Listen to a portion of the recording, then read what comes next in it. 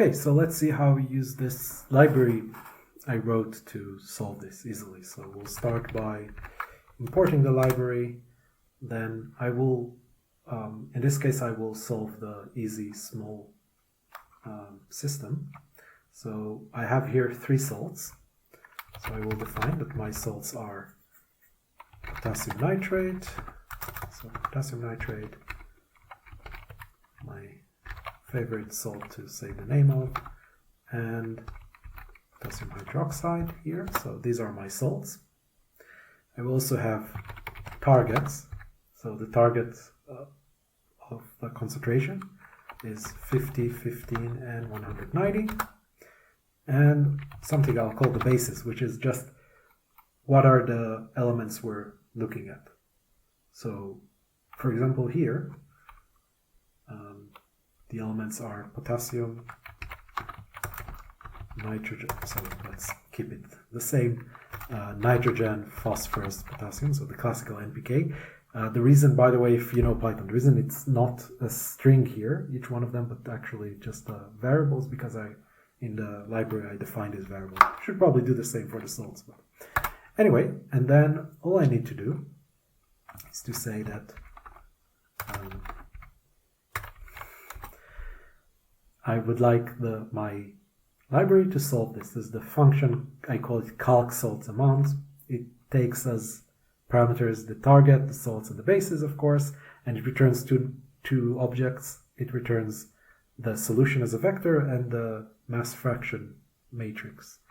So we do that here, and now I have the solution in the matrix. Let's look at the matrix first. So if we look at the matrix here, it's 138.54, which is essentially 139, exactly here. 0, 0, 0, 228, 0. It's exactly what you see here. Of course, because this is how I took this result here. And if we look at x, the results are 0.361, so that's here, 0.0659, 0.066, and 0.045, and not 17. That is interesting. I need to check that. Maybe I changed something in the slides and I forgot to update it. Let's see. Okay. So maybe this is the wrong solution. I need to check exactly what's the problem here. But in any case, this is how I use it. So if I want to do a more complicated system, like our system here, I will have to write all the salts. So I will just say now salts are KNO3. Oh, this is going to take a while. KH2 phosphorus, K2SO4. Now here, when I write the hydrates, I think it's called hydrates, I forgot, it's a bit embarrassing as a chemist. So there are 4 molecules of water per each unit of calcium nitrate.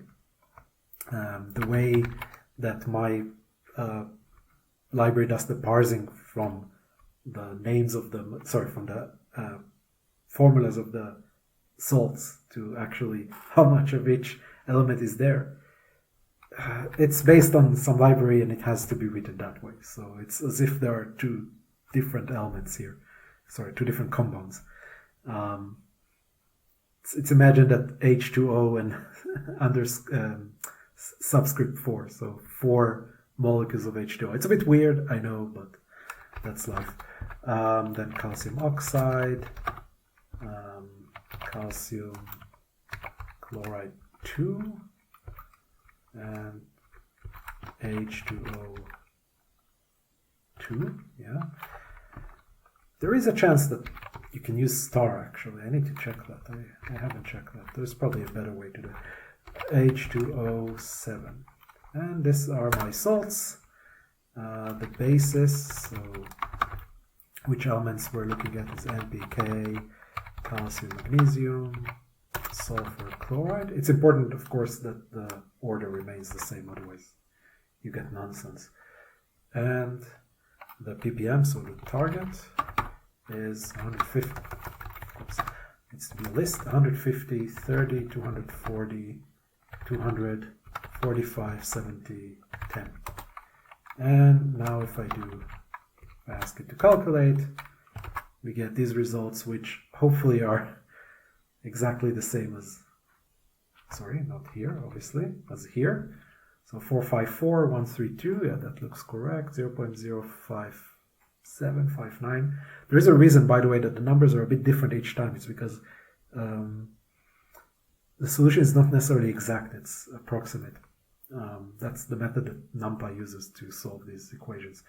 730, but within a small error, it's actually okay. And since the difference between having 730 milligrams to 740 milligrams of one material for hydroponic solutions is really, it's within the error range anyway. Okay, 98, 98, 21, 21, and 456, 455. Okay. So yeah, this is how I do this. You can find it on the library on the GitHub or GitLab actually, and I will put a link, of course, in the description of this video, and you can use it freely. The next part is about the Google Sheet.